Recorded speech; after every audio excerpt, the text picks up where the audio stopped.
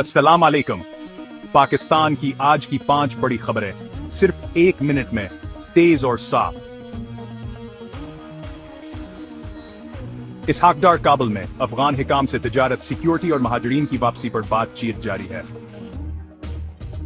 कराची में अहमदी शख्स पर हजूम का हमला, वाक़ा तहरीक लब्बाइक की रैली के बाद पेश आया, पुलिस ने केस दर्ज कर लिया।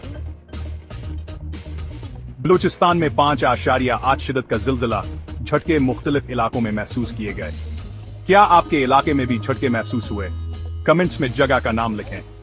Women cricket world cup qualifier का फाइनल दिन, पाकिस्तान टीम की परफॉर्मेंस शानदार रही, कौम की दुआएं साथ।